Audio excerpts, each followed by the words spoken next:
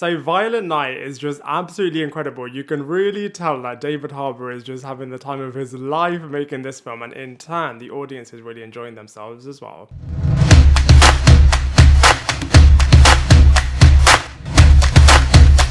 What is up everybody, welcome back to my channel Lifestyle Critic. I hope you're having a brilliant day. So in this video we are going to be reviewing Violent Night, which is an action comedy dark Christmas movie with a bit of a horror edge to it as well. And if that's your bag, you are just going to have an absolute blast with this film. I wasn't sure what to expect from it, especially when the movie started off. It just totally dives head first into its awesome premise, and it really does feel like a true 82 North Productions movie. And like I said, it is just absolutely incredibly outrageous in the best possible way, and I just cannot wait to break it down with you in this movie review.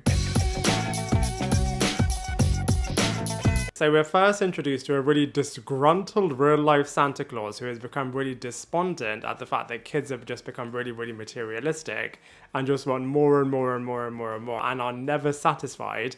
Cue somebody having to help Santa refine and redefine the magic of Christmas. And at the same time as this, we're also introduced to another family which is done in a really good way. I'm always a little bit cautious and wary now, especially after the Justice League was just so bad in creating a family that you're supposed to feel sorry for. Whereas this time they do a really good job in terms of introducing this really wealthy love-to-hate type family members who have been taken hostage by a massive group of mercenaries who are after millions of dollars contained in a vault within this house. And we then get to see a badass Santa is able to save the day under really extreme scenarios. Now, from a positive point of view, I thought the premise of this film is really clever, and it just totally goes there in terms of all of the blood, the gore, all of the violence. There are some absolutely awesome action sequences and some really inventive kills that take place as well, which is really surprising, as there have been so many slasher movies now and kind of different ways of killing characters off. We've seen pretty much everything now, so it's really great that Violent Night is able to still bring something new to the table. It's also really funny. There are some incredibly brilliant one-liners in this movie, and on that point I love it when it feels really dramatic whilst it's saying a Christmas pun from all of the different actors and characters. So they just deliver their lines really well, and it's really inspired by Home Alone, and there are some true references that go back to Home Alone, which just interweaves into this wider Christmas movie really well. And there are also multiple different storylines taking place in this movie, but on that point we now have to look at the negatives, which is that it's such a shame, as some of those story arcs and narratives that they set up could have been really good if they had explored them in a lot more detail, but they go down the really conventional route in terms of all of the action comedy and the horror and just focusing on this wealthy family. Whereas actually, like I said, some of these supporting characters, their narratives could have been really good if they had just pushed them a little bit more. Also, if you're not really into gore and violence, then certain sequences definitely will make you feel really squeamish, as they really do go there with the horror type violence. And it's definitely really great that they have got quite a few twists and turns that take place in this movie, but a number of them you can see a mile off. But that being said, from a storyline perspective, I have to say Violent Night is actually really decent.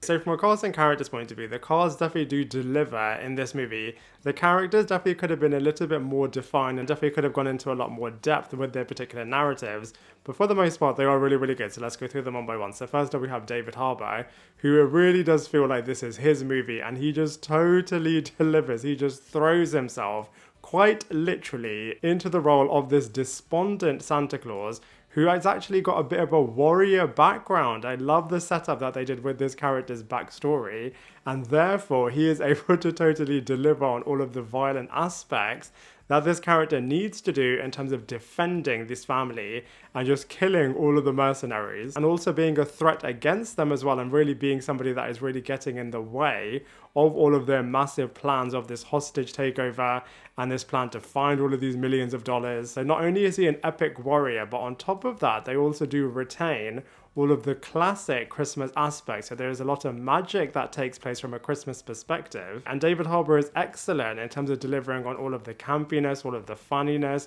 all of the heroic aspects. So he is a little bit of a dark mercenary himself, but is obviously on the quote-unquote good people's side. So like I said, David Harbour just literally does deliver in the best possible way. We've also got the main head of the mercenaries who calls himself the Scrooge. And I think he is pretty decent in terms of being this figurehead, this mafia type person that is really going to be a bit of a threat against this family, and he definitely has got a lot of presence. But what was a little bit disappointing is they actually set up a really intriguing potential backstory with this character in terms of really hating Santa Claus and Christmas, and also really having a bit of a personal vendetta against this particular family, and has gone into so much research and planning in terms of knowing the exact way in which he's going to get his hands on all of the money and all of the prevention tactics. For example, having a bit of a panic room, having a panic button, calling the police to help. So he's planned everything perfectly, but they just don't go into enough depth with his backstory to really make you feel connected to him. As I feel like these days, the writing for evil characters is so much more sophisticated than it was back in the day, which is just, a person being bad for the sake of being bad. So I wish they would have gone into a few more layers with this character, as potentially it definitely could have added so much more to the storyline. Similarly, we've got the head of the family, Gertrude Lightstone, who is a super rich, entitled, foul-mouthed businesswoman. And they do go into that in terms of, she is a woman and she has to stand up against all of the other guys within her business. And so she's therefore become really, really successful. But that's kind of it. You don't really know much more about this character. And she also could have been a potentially really, really great character. I absolutely love Gigandet, and he is really, really funny in this movie as the obnoxious boyfriend to Gertrude's daughter. And he is a really, really funny Hollywood actor who is really, really successful in certain markets and really wants to propel his career. And Gigandet is so good in comedic roles, and he totally delivers. But again, they really could have used this character and actor so much more. Alex Hassell is really, really great as Jason, the dad who is trying so hard to keep his family together and to unite with his estranged wife. And you really are with this character and this particular mini family, as obviously they kick off and start the movie, and they are the likable characters that you really are rooting for, especially his daughter, who definitely is the heart and soul of this movie. And I think it's really, really intriguing with this character actually, as obviously she is really close to her dad, Jason, but she's also really, really close to another father figure, which is obviously Santa Claus. And I love the relationship that she actually has with Santa, and how she is able to help him, how Santa is able to help her.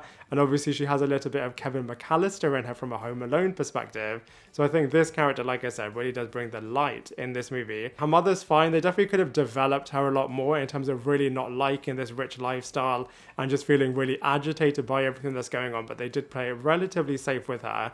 But that being said, you mainly are watching this movie for David Harbour's Santa Claus character. And like I said right in the beginning, he is just absolutely incredible and totally delivers. So from a visuals perspective, Violent Night is so good. It doesn't let its name down, as it is so brutal, so bloody, and so violent. And like I said in the beginning, if that's your thing, you are going to love this movie, as it's just so excruciatingly painful, the things that happen to these characters. And it's just so inventive, it's just so clever. All of the action sequences are absolutely brilliant.